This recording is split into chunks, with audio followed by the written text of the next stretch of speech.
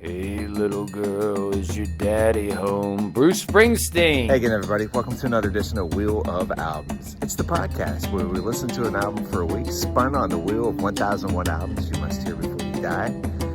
Me, my brother Adam, our friend Jack, listen to that album. We decide if we think it's an album that belongs on that list.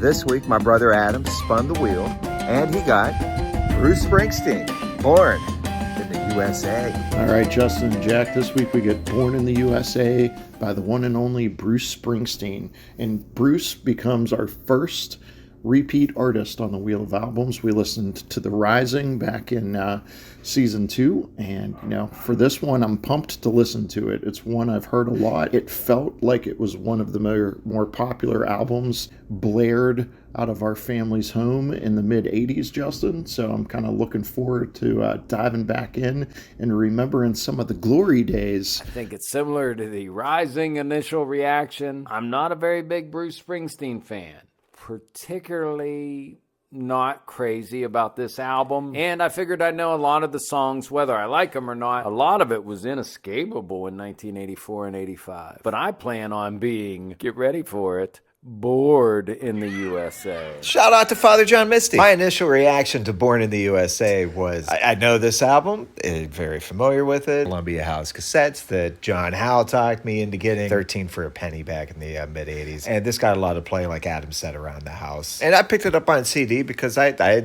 owned a lot of Bruce Springsteen. This is not my favorite Springsteen album, nor is it an album I would consider one of my favorites of the 80s. So a lot of soul searching this week to decide if this is really an album you must hear before you die. Something I wasn't aware of is that this album churned out 7 top 10 hits in the United States. The sheer fact that the last 4 songs on Born in the USA were all top 10 singles is another thing that is a mind-blowing stat. Hit after hit after hit after hit. Do you gentlemen have any favorite songs on Born in the USA? He struck gold with this album. I thought it was when Bruce Springsteen completely lost his edge as a musician of import and became a pop star. I understand, and I totally got Dancing in the Dark, Born in the USA, Glory Days. Those would have been 3 that I would have said absolutely in the top 10. I love I'm Going Down in My Hometown, so I could see those as singles. But Cover Me and I'm on Fire,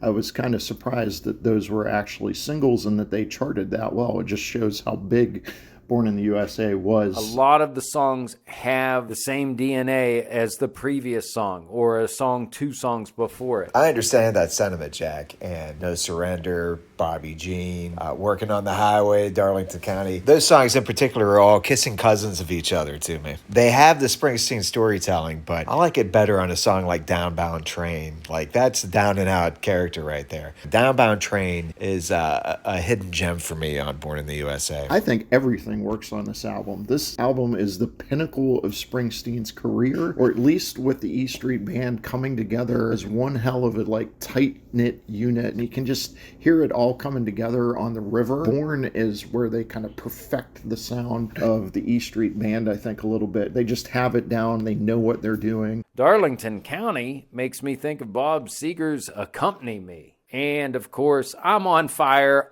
has ever since the first time I heard it in 1984 or 85, whenever the single came out. Makes me think of the elementary school song Froggy Went A-Courtin'. You say that so nonchalantly. I've never heard of that. I have to look it up. I got a whole new perspective after watching the biopic. It definitely was enjoyable to listen to Born in the USA again after that. When I think of Born in the USA and Bruce Springsteen, I think of Bruce Springsteen on MTV. A lot of artists from the 70s were learning how to use MTV as a medium to get their music across. Born in the USA may be the most perfect and successful example of an album that did this. There was times that you could not escape Bruce Springsteen on MTV 1984, 1985. He was on that channel all the time. All these videos were on there. He was doing promos in between, shaking his butt, I want my MTV. There he is. There's Bruce again. That's what I remember most from my childhood with Born in the USA. So I don't really think of this as like an MTV album, although I'm sure it, I was a little bit too young. I'm sure it kind of helped launch him into the stratosphere. MTV. I don't know which is what came first. I don't know if Born in the USA was first or Glory Days or Dancing in the Dark. I don't know what started this snowball effect that he had, but it was inescapable, as I had said earlier. Bruce was always on TV. He was always on the radio. This album was everywhere. This cover was everywhere. Obviously, you remember Courtney Cox dancing. That video was on a whole bunch.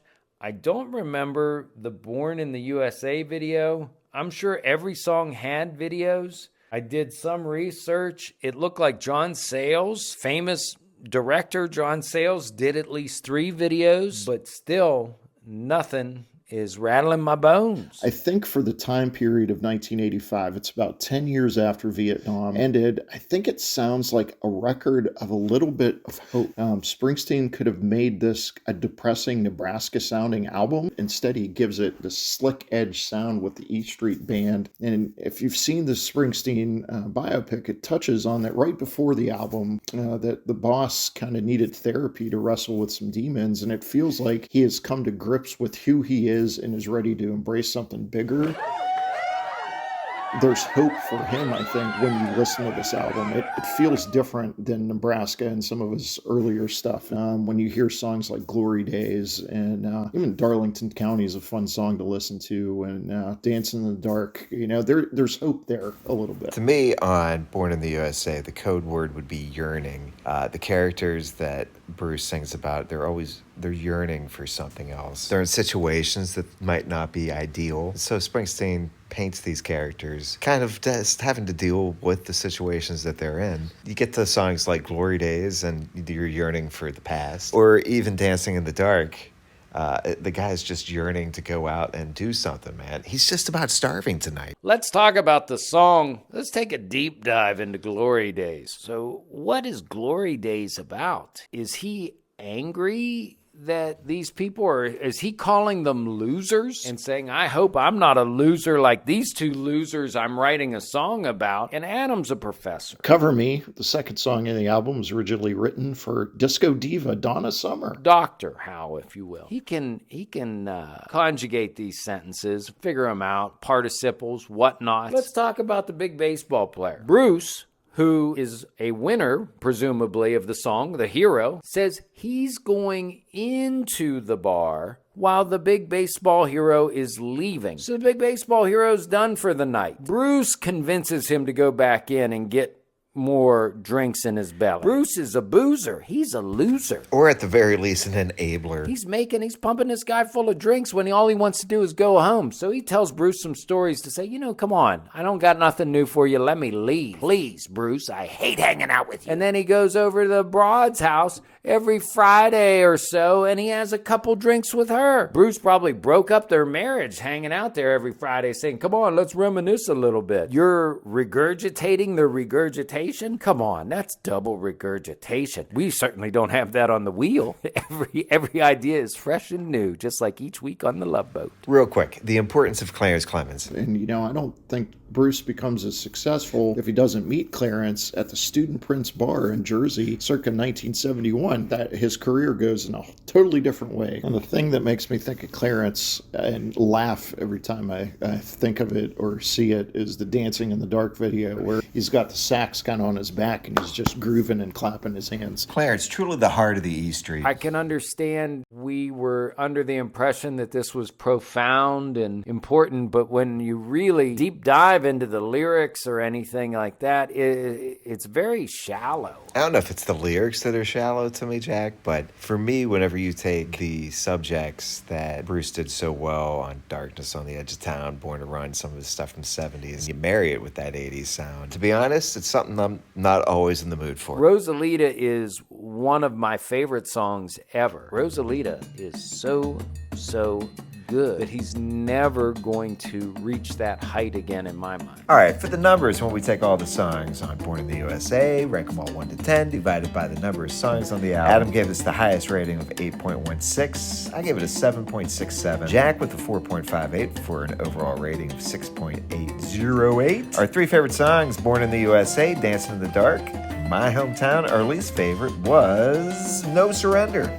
So do you need to head down to Darlington County, hang out with Bobby Jean, relive the glory days, and feel alive with Born in the USA? The answer to that is an absolute yes. I mean, it's got 7 hit singles on it. I think it's the album that you introduce people to Springsteen. My Hometown is a great closer for the album as well, because it takes you back, I think, when you listen to it, to the time and the place that you grew up in. It's an absolute yes. You have to listen to Born in the USA before you die. Not a bad song on the entire album. I've heard it too many times before I'm dead. So I'm going no. I don't care how many hits are on here. It doesn't make it good to my ears. I am a solid no. I'm not even iffy. There's too much repetition, too much being derivative of other songs within the album. I can't, in good conscience, tell you to listen to Born in the USA before you die. All right, so I am the swing vote here, which is kind of ironic because if you look at Born in the USA, it is the one time where Springsteen brought all of America together. Now, if you hear some of the American population, ooh, I wish Bruce was more like he was back in the good old days, back in the Born in the USA days. Folks, Bruce has never changed. He just presented something with a nice glossy texture and a persona of being born in the USA that capitalized more from MTV in a visual aspect as well. This is not my favorite Springsteen album. I don't think it's the place that you start, but it is nowhere near as bad as Jack is letting on as well. It's a good place to listen to some Bruce Springsteen from the 80s. I'm going to say yes. Fooled everyone into America to think that he was thinking just like you, no matter if you were conservative or if you were liberal. Just your average everyday guy. All right, time to spin that wheel next, Jack. What do we get? Time to give the wheel another spin. Hey, this is more my speed. It's from 1983. Here's a hint. A circle is round. It has no end. Perfect circles on this album. It's Murmur by R.E.M., their first album from 1983. Hey, subscribe if you're watching or listening on YouTube, and follow along on Spotify for new episodes almost every Monday. We'll see you next week on Wheel of Albums. Who do you think capitalized more on Springsteen's fever here with Born in the USA? Was it John Cafferty of the Beaver Brown Band with On the Dark Side, or Henry Lee Summers' Wish I Had a Girl That Walked Like That? I saw this question and I was like, what are you talking about? I'm going to go Henry Lee. Henry Lee had the charisma of a local boy does good and a wild gap-toothed grin that you couldn't help but fall in love with. It is hands down John Cafferty, to the point that song, I think people actually thought that it was a Springsteen song in the 80s, and I think I heard it enough. I honestly, when I listen back